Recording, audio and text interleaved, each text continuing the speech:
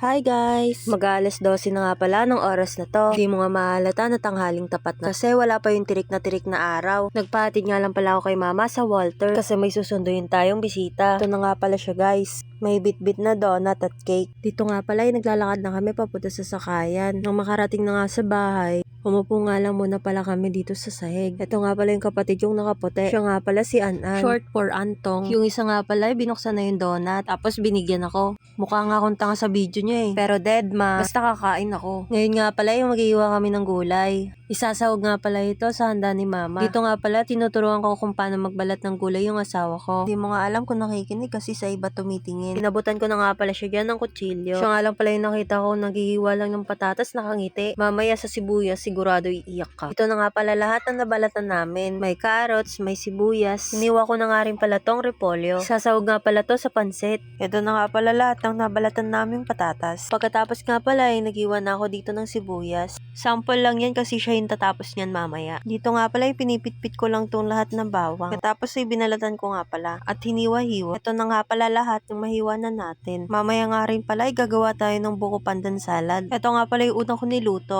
Ito ay pork caldereta. Guys, masarap yan. Kulang man sa ricado, pero sakto lang sa lasa. Ito nga rin pala, nagluto rin ako ng adobong paa. Papatikim na nga pala natin sa asawa ko. Tinanggal ko nga pala dito yung sound kasi nagpapatugtog yung kapitbahay. Mahirap na, baka makopyright tayo. Dito nga pala, tinitikman niya na. Dinanamnam talaga yung lasa.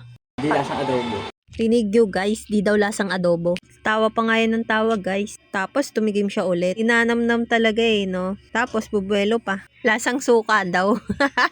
Ate Julian, tikman mo kung anong lasa. Tapos,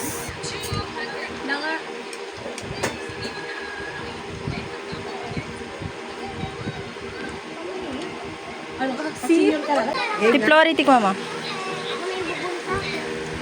Okay lang. Sakto lang naman. Sakto lang naman. Sakto lang pag ano. Sama ko na dun. Sige. Para pa kabakan. Kano? Kahit ano. Ako sila guys. Ano? Malambot na. Diyan, tikman mo kung ano lasa.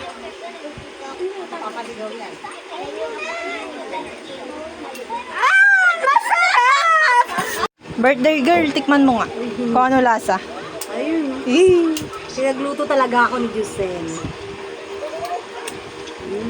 Sarap.